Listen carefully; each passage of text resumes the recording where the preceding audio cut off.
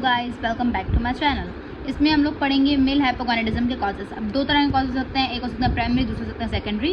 Primary means कि basically testicle का ही कोई इशू है जिसकी वजह से हाइपोगोनाडिज्म हो रही है, और सेकेंडरी मींस कि ऊपर से कोई मसला आ रहा है rather than the primary source, और कोई मसला है, इट मीन्स कि पिट्यूटरी या फिर हाइपोथैलेमिक। ठीक है, अब इसमें हम लोग को दोनों में जो है ना कॉजेज कौन कौन हो सकते हैं। प्राइमरी में टेस्टिकल की कोई भी डिजीज़ हो, जैसे कि कॉन्जेनिटली जैसे कोई क्लिफ्टर सिंड्रोम हो, वैराइकोसील हो। अक्वायर्ड में रेडिएशंस, इन्फेक्शन जैसे मम्स पर वगैरह हम लोग बोलते हैं। उसके अलावा हमारे पास ट्रॉमा हो सकता है, कोई मेडिकेशन जैसे कैलकुलेटिंग एजेंट्स एंड ग्लूकोकॉर्टिकॉइड्स, और क्रॉनिक डिजीजेस। ये सारे कॉजेज हैं जो टेस्टिकल को हार्म कर सकते हैं and resulting in the primary male hypogonadism. जबकि हम लोग सेकेंडरी में आते हैं तो हमारे पास पिट्यूटरी या हाइपोथैलेमिक डिजीजेस मिलेंगी, जिसमें हमारे पास कॉन्जेनिटल मसले हो सकते हैं, जैसे कालमैन सिंड्रोम। कालमैन सिंड्रोम हम लोग पढ़ा है कि हमारे जो सेल्स होते हैं ऑल्फैक्टरी वाले वो जो नहीं जा पाते, जिसकी वजह से हमारे पास एनोस्मिया एंड हाइपोगोनाडिज्म होती है, तो वो सेकेंडरी कॉज है। पिट्यूटरी उसमें मतलब हाइपोथैलेमिक उसमें जो है ना पूरा फंक्शन नहीं कर रहा होता। ठीक है, उसके अलावा गोनाडोट्रोपिन सप्रेशन हो सकती है, जैसे हाइपरप्रोलैक्टिनीमिया में। इसमें हमारे पास क्या होगा कि प्रोलैक्टिन हार्मोन इंक्रीज होगा जो नेगेटिव फीडबैक रेगुलेशन देगा, जिसकी वजह से गोनाडोट्रोपिन रिलीजिंग हार्मोन प्रोड्यूस ही नहीं होगा। दूसरी बात है, दूसरे हैं ग्लूकोकॉर्टिकॉइड्स एंड ओपिएट्स, वो भी जाके क्या करेंगे, गोनाडोट्रोपिन रिलीजिंग हार्मोन को देंगे नेगेटिव फीडबैक इनहिबिशन।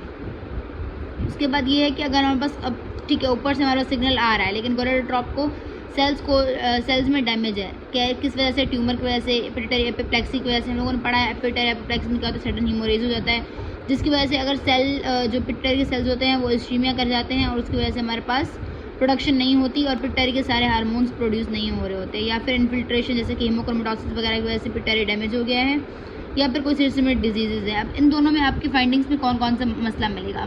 दोनों में ही आपको एनर्जी डिक्रीज होगी, दोनों में ही आपके पास बॉडी हेयर्स डिक्रीज होंगे, दोनों में ही आपके पास टेस्टोस्टेरोन डिक्रीज होगा, टेस्टोस्टेरोन भी एंड स्पर्म काउंट भी। ठीक है, दोनों में डिफरेंस कहाँ पे आता है कि अगर आपके पास पिट्यूटरी का मसला है तो आपके पास जो FSH है और LH है दैट कैन बी डिक्रीज्ड, और जो है ना नॉर्मल हो सकता है। लेकिन जबकि अगर टेस्टिकल का सिर्फ मसला है तो फिर LH और FSH इंक्रीज होंगे, ताकि because they would be trying कि टेस्टोस्टेरोन प्रोड्यूस हो, लेकिन टेस्टिकल में ही मसला है तो टेस्टोस्टेरोन प्रोड्यूस नहीं हो रहा होता।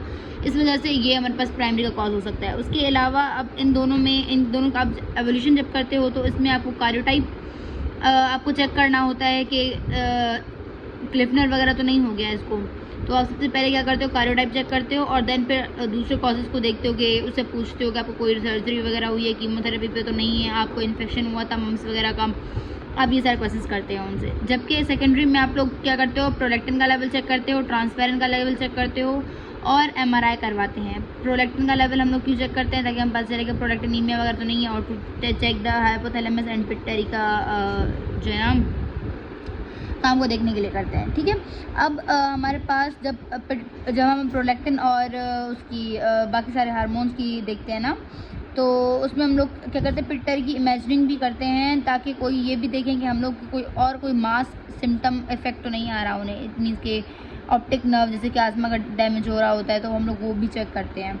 उसके अलावा अगर हमारे पास जो हमारे ग्लूकोकॉर्टिकॉइड्स, जैसे हमारे पास हम लोगों ने अभी यहाँ पे पढ़ा था कि ग्लूकोकॉर्टिकॉइड्स की वजह से भी होता है, तो इट मीन्स इसमें क्या होता है एक्चुअली कि ग्लूकोकॉर्टिकॉइड्स जो एक्सेस हम जब देते हैं तो हमारे पास गोनाडोट्रोपिन रिलीजिंग हार्मोन सप्रेस होता है, और उसकी वजह से हमारे पास FSH और LH लो हो जाते हैं।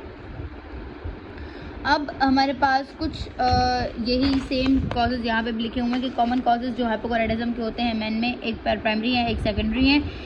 प्राइमरी में हम लोगों ने पढ़ा सारे कॉन्जेनिटल पढ़े, ड्रग्स पढ़े, ऑर्काइटिस पढ़े, chronic kidney disease is something जो हम लोग नहीं सोच सकते, लेकिन it is also responsible for it. Secondary में हम लोगों ने पढ़े गोनाडोट्रोपिन का डैमेज हो गया है, या फिर सप्रेशन हो गई है, या फिर कोई मेडिकेशन जैसे ओपियोइड्स, ग्लूकोकॉर्टिकॉइड्स, एंड्रोजेंस वगैरह विड्रॉल फेज में, या फिर कोई इलनेस है, या फिर ईटिंग डिसऑर्डर्स, या फिर सीवियर वेट लॉस। जैसे हमारे पास एंड्रोक्सिन नर्वोसम हम लोग नहीं बोलते कि हाइपोथैलेमस या पिट्यूटरी इफेक्ट होता है, तो वही सेम सीन है। ठीक है, और कंबाइंड में हमारे पास दो आते हैं, हाइपरकॉर्टिसोलिज्म एंड सिरोसिस। ये दो कंडीशंस हैं जिसमें जैसे ईस्ट्रोजन इंक्रीज होता है, टेस्टोस्टेरोन इंक्रीज होता है, लेकिन वो बाद में कम भी हो जाता है, तो इट फ्लक्चुएट्स टेस्टोस्टेरोन। तो इट कैन बी प्राइमरी और सेकेंडरी, तो वो बोथ हो सकता है, ठीक है। अब जो सेकेंडरी होता है ये हम लोगों ने पढ़ा कि सेकेंडरी वाले में क्या होता है कि हाइपोगोनाडिज्म में कि हमारे पास लो या इनअप्रोप्रिएट नॉर्मल लेवल होता है एलएच का, जबकि प्राइमरी में हमारे पास एलिवेटेड होता है बिकॉज ऑफ द एरोमेटाइजेशन जो होती है टेस्टोस्टेरोन की इनटू द एस्ट्रोडायल, उसकी वजह से हमारे पास गायनेकोमेस्टिया वगैरह भी होती है। अच्छा, इन दोनों में प्राइमरी और सेकेंडरी में एक और मेन डिफरेंस होता है कि गायनेकोमेस्टिया मोस्टली प्राइमरी में होती है, सेकेंडरी में रेयर होती है, ठीक है। ये क्यों होता है कि हम लोगों ने पढ़ा कि प्राइमरी वाले में क्या होता है कि हमारे पास एलएच और एफएसएच जो है वो इंक्रीज होते हैं, ठीक है। तो वो उसकी वजह से वो गोनेडोट्रोपिन रिलीजिंग हार्मोन भी बहुत ज़्यादा रिलीज हो रहे होते हैं, तो वो हमारे पास एरोमेटाइजेशन करवा देते हैं टेस्टोस्टेरोन की इनटू द एस्ट्रोडायल, ये होता है सीन।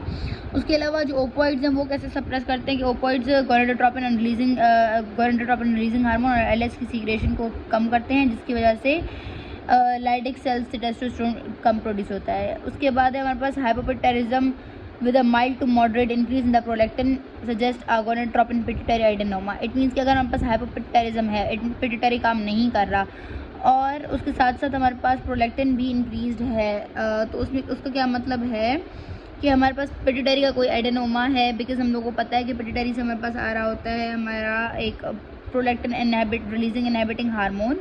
तो अगर हमारे पास इनहिबिटिंग हार्मोन कम होता है तो प्रोलैक्टिन इंक्रीज हो जाता है। अगर प्रोलैक्टिन इंक्रीज हो रहा है तो इट मीन्स के पिट्यूटरी का एडेनोमा है।